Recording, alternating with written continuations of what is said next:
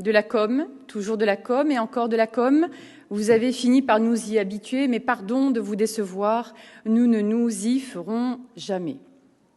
Vous avez décidé de répondre visiblement dans un peu trop de précipitation à l'appel des petites sirènes vertes en créant le prix d'excellence de la planification écologique.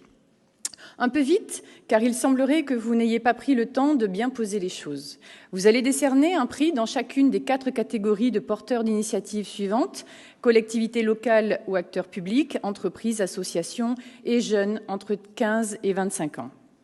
Il n'aura échappé à personne que notre région est composée de 6 départements, ce qui veut dire qu'au moins 2 d'entre eux repartiront vraisemblablement les mains vides en espérant qu'ils ne soient pas plus nombreux dans le cas où un même département remporterait plusieurs prix. Vous allez mobiliser un comité technique composé de 5 à 10 techniciens des services de la région, comme s'ils n'avaient rien d'autre à faire, en plus des services de l'État qui pourront être sollicités pour vous aider à la sélection des initiatives issues de projets bénéficiant déjà du soutien de la région. Avouez que ça fait quand même beaucoup de monde pour, au final, mettre à l'honneur une initiative déjà connue, car soutenue par la région.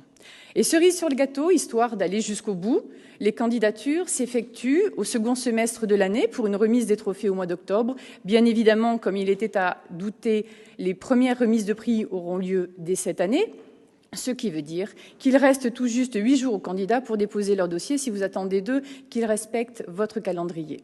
Nous ne sommes évidemment pas contre la rénovation énergétique des bâtiments, la préservation des ressources naturelles ou la protection de la biodiversité ou encore l'économie circulaire, mais contre votre sempiternelle com à tout va, qui se mélange étrangement de plus en plus avec celle du gouvernement.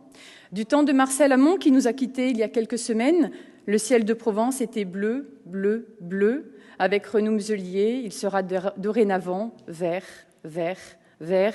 Mais là encore, comme pour votre com, vous essayez de nous y habituer, mais malheureusement, nous ne nous y faisons toujours pas.